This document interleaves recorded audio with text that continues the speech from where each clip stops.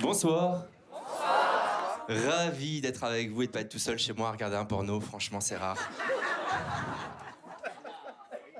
Parce que moi, je suis célibataire depuis peu. J'ai vécu une rupture assez originale, les amis. On m'a largué sous la douche.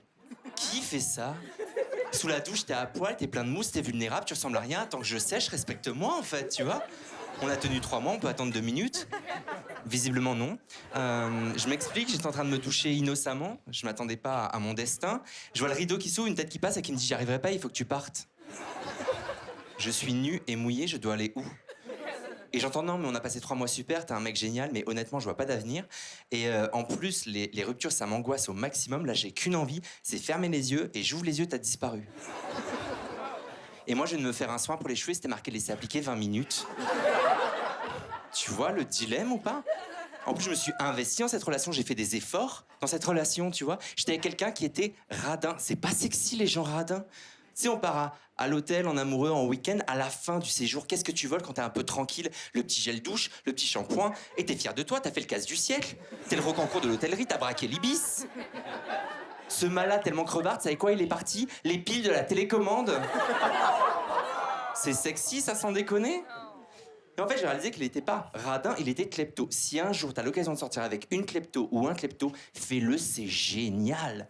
Ah ouais, la première fois, petite boutique de luxe à Opéra, d'accord? Je regarde un sac, 2000 euros, je dis bon, je vais regarder les fringues à l'étage, bien, on sort. Je dis bah, non, non, non, je vais à l'étage, regarder les fringues, non, non, viens, on sort. Ok, je sors et j'entends cours! Mais quand t'es pas prévenu, j'ai eu la trouille de ma vie. Moi, je suis pas sportif, j'ai couru jusqu'à cracher du sang, d'accord?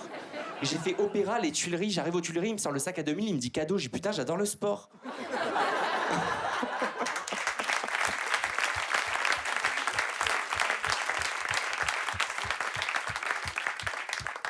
Ah, je peux te dire que le lendemain, je me suis mis au cardio direct. Le problème, c'est qu'au début, c'est sympa. Mais au bout d'un mois et demi, tu verras, c'est très, très chiant. Tu t'installes à une terrasse de café, t'as envie de chiller un petit peu, t'es parfait pour une story Insta, petite lunette de soleil, petit macchiato. Tu sors ton téléphone et t'entends « Cours !» Oh non, putain, qu'est-ce que t'as volé encore? Le miroir des toilettes, t'es pas sérieux, putain. Et ces gens-là se permettent de te larguer sous la douche, c'est incroyable quand même. Moi, ma vie sentimentale a débuté de manière assez originale. J'avais 17 ans, j'étais très amoureux d'une fille, d'accord? Et ce que je vous raconte est vrai. J'étais son premier copain, c'était ma première copine, et quand je l'ai quittée, je suis devenu gay, elle est devenue actrice porno. On n'était pas fait pour être ensemble. Ouais.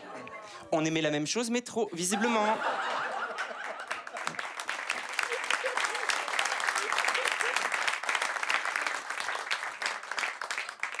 Et donc, pendant 20 ans, je suis sorti avec des gars. Et de désillusion en rupture aquatique, je me suis dit, bah, retente les femmes, tu vois. C'est peut-être ça le bonheur. Ça fait 20 ans que je galère, j'arrive pas à me poser. Et je me suis dit, en plus, peut-être t'es doué, j'ai quand même lancé une carrière, c'est pas rien. Donc, je me suis dit, ok. Sauf que je savais pas que c'était si compliqué de réussir à mettre une femme dans son lit. Les gars, vous avez tout mon respect, une patience incroyable, c'est très très long. Il faut poser des RTT. Il faut l'emmener au Comedy Club, il faut parler, mais quelle flemme! Chez nous, c'est pas comme ça va très vite, hein.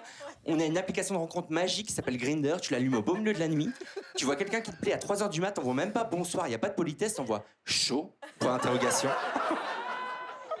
Je te jure, 8 fois sur 10, tu reçois ouais, vas-y, adresse, point d'interrogation. Les gars hétéros de la salle, je vous ai fait rêver. Imagine, c'était aussi simple avec les meufs. Tu sais, t'arrives en boîte, tu vois une fille qui te plaît, tu veux? Ouais. On va chez moi? Ok. Les boîtes, elles ferment à minuit, on tue le business. Je te jure, on tue le business, mais vraiment. Là, je me suis mis sur Tinder. C'était vraiment une autre ambiance, hein.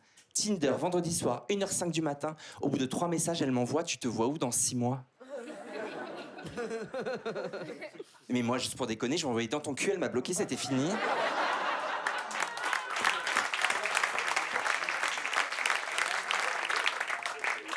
Finalement, la semaine dernière, je vais à une soirée, je suis un petit peu bourré, j'ai confiance en moi. Elle est jolie, elle me drague, elle a une robe fendue, détail. Et je me laisse faire, je la suis chez elle. Et du coup, j'ai recouché avec une femme, les amis, il y a très peu de temps. Et c'était original. Elle avait une odeur de peau qui était incroyable. D'ailleurs, j'ai failli lui dire, mais je me suis retenu, je trouvais ça trop gai comme détail. J'ai failli lui dire, gel douche bergamote. Ma chérie, on ne me la fait pas. Et comment vous dire les choses de manière élégante? J'étais debout, elle était plus bas, j'avais ma main sur ses cheveux, elle avait des cheveux longs, blonds, soyeux, magnifiques. J'ai commencé à jouer avec ses cheveux, c'était cool, ça prenait des formes. Et ok, les gars, ne me jugez pas, je sais pas ce qui m'a pris, je l'ai coiffé.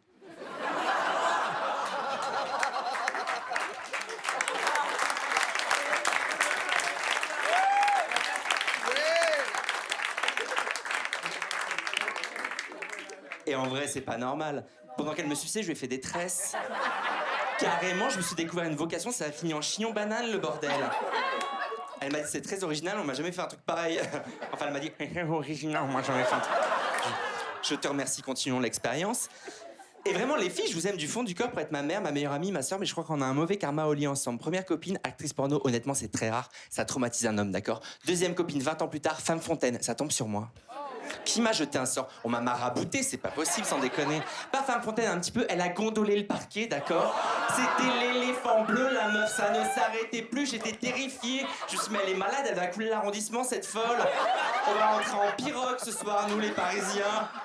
Waouh, je comprends l'expression parquet flottant, c'est chaud.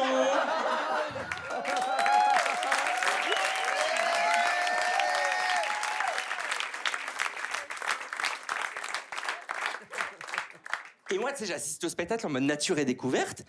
Et je me suis dit, OK, il faut faire le mal alpha, faut prendre une décision. Mais on m'a pas formé, il n'y a pas de tuto, tu vois. Il n'y a aucun pote hétéro qui m'a raconté comment gérer une femme fontaine. Moi, j'ai voulu être pragmatique, je me suis dit, OK, fontaine de Trévis. Du coup, j'ai fait un vœu, j'ai jeté une pièce et je suis parti.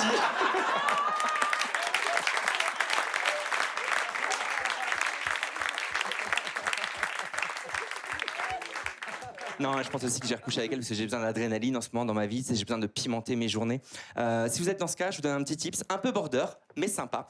Tu te balades dans la rue, t'as pas trop le moral et tu vois un mariage. Bon, malheureusement, les gens ont le droit d'être heureux, que veux-tu? Tu rentres dans l'église et tu cries « Je t'aime !»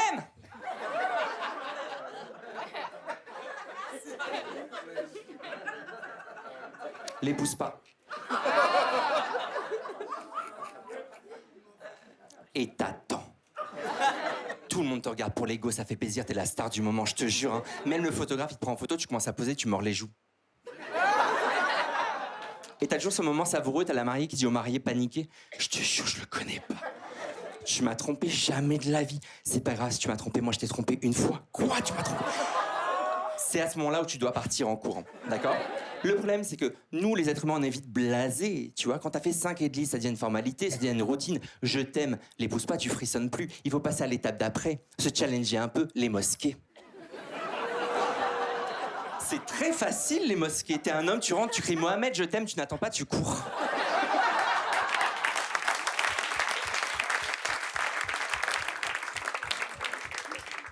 Ça va, on n'est pas sectaire, ça marche aussi avec les synagogues. Quelqu'un veut un prépuce, c'est très efficace. Bon, c'est très... Voilà, voilà. Bah écoutez, les amis, maintenant je vais faire ce que je sais faire de mieux dans la vie, c'est-à-dire me retirer. Je m'appelle Jérémy Lorca, merci beaucoup.